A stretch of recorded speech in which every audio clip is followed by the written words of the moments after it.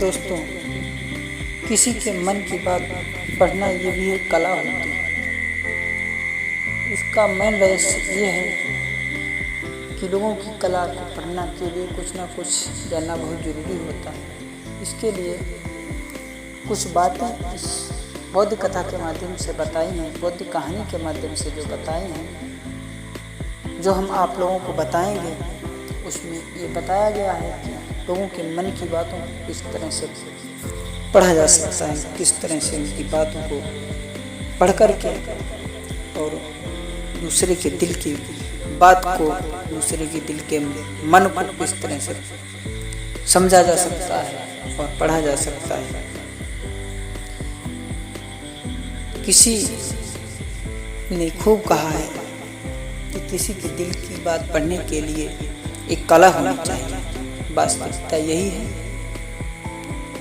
आज हम इस कहानी के माध्यम से आप लोगों को बताएंगे कि किसी के मन की बातों को कैसे पढ़ा जा सकता है। इससे पहले दोस्तों, अगर आप हमारे चैनल हिंदी कहानियों पर पहली बार आए हैं तो हमारे चैनल को सब्सक्राइब जरूर कर लें। किसी समय की बात है, दो भाई थे। दोनों भाइयों में बड़ा प्रेम था। बड़ा भाई था वो अंधा था, छोटा भाई था वो सभी कार्य देखा करता था। एक दिन जब दोनों भाई बैठे हुए बातचीत कर रहे थे, तब छोटे भाई ने बड़े भाई से कहा, क्यों ना बड़े भाई को खेतों में इतनी बड़ी समस्या हो रही है, पशु परेशान कर रहे हैं, जंगली जानवर बहुत परेशान कर रहे हैं, इन्हें वहीं एक झोपड़ी बना करके बैठाल दिया जाए। जैसे ही इन्हें जानवरों की आवाज़ सुनाई देगी और ये जोर जोर से चिल्लाते रहेंगे और जानवर इधर उधर भागते रहेंगे, जिससे हमारी फसलों को नुकसान भी नहीं होगा। यही किया। उन्हें उस खेत में बड़े भाई को छोड़ दिया गया। वो वहीं खेत में जानवरों को भगाते रहते। जैसे ही खेतों में जानवर आते उन्हें हाट लगती थी, वो जोर जोर से चिल्लाने लगते थे और इस तरह से फसल को क्षति से बचाया जा सकता था। कुछ समय की बात है,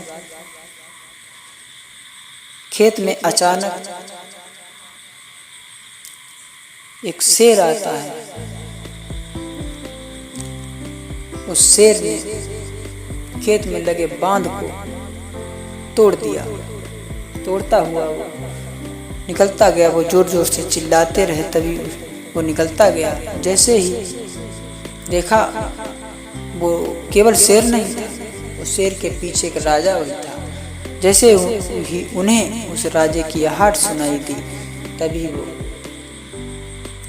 आहट सुन करके फिर से उन्होंने उत्तर दिया, जवाब दिया कि आप कौन हैं। तभी वो राजा उस अंधे व्यक्ति को देखते हैं और आते हैं, कहते हैं, महाराज आप कौन हैं, आप क्यों चिल्ला रहे हैं। और तभी उन्होंने पूछा है राजा कि आपने इधर से शेर को जाते हुए देखा है। तभी वो अंधा व्यक्ति कहता है, नहीं, मुझने कुछ भी नहीं देखा है, मैं कुछ नहीं देख सकता, मैं तो एक अंधा व्यक्ति हूँ। ये सुनकर राजा चकित हो गए, बोले अंधा व्यक्ति और ये आहट सुनकर आवाज दे रहा है। तभी वो अंधा व्यक्ति कहता है कि जो भी इधर से शेर गया है वो आपके लायक नहीं था। राजा बोले, क्यों, ऐसा क्या है। तभी अंधा व्यक्ति कहता है, लायक इसलिए नहीं था क्योंकि वो शेर नहीं, वो शेरनी थी। उस शेरनी वो भी गाभिन थी, जिसको कुछ ही दिनों में बच्चा देना था। ये बात सुनकर राजा चकित हुए, बोले, ये तो बहुत विद्वानी लग रहा है, एक अंधा बता रहा है और खुद इतना विद्वान लग रहा है।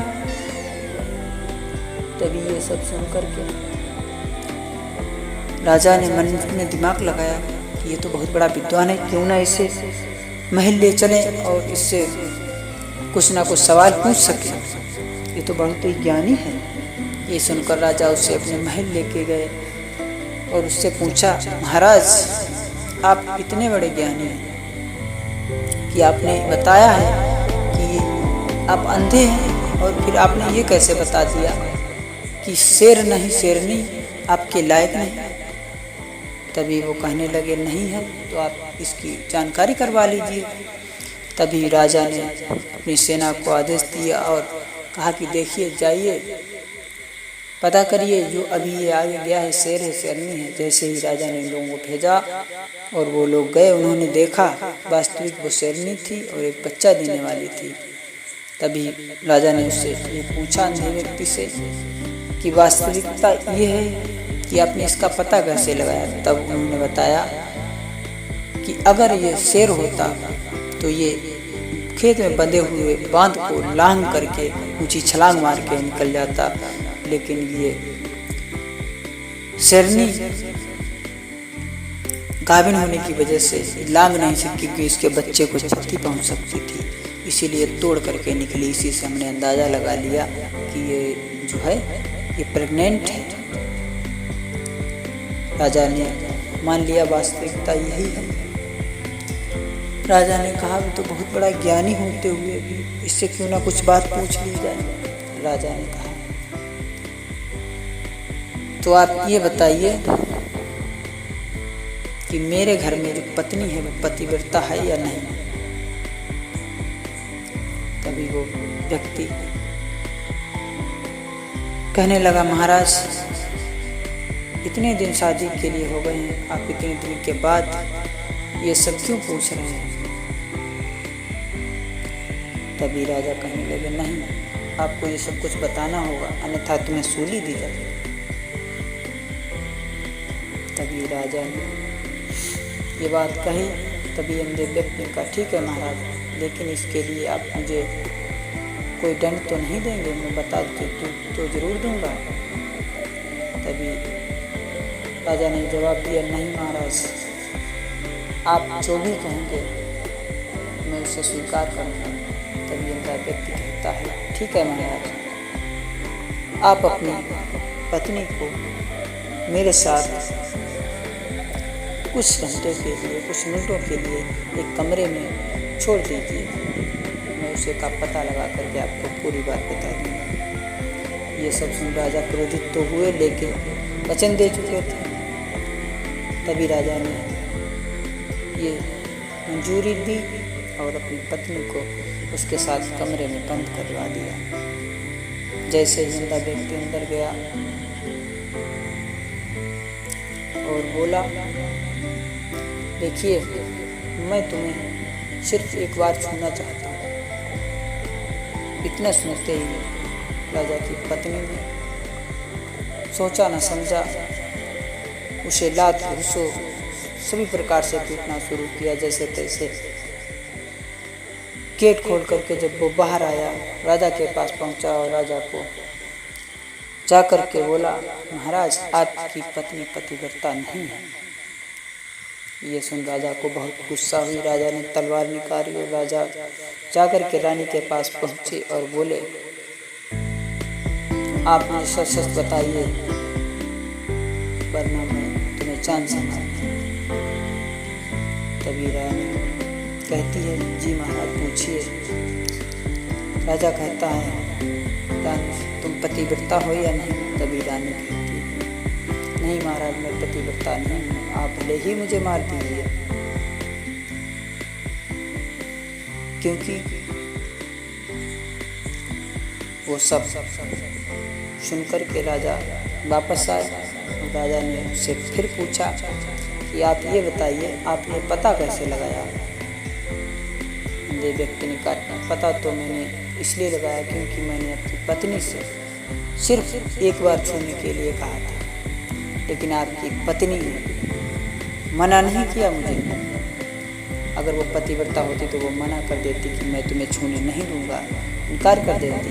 लेकिन जब उसने मुझे लात घूंसों सभी तरह से उसने कम से कम 1000 बार मुझे कूटा, तो वो भी तो छूना ही हुआ।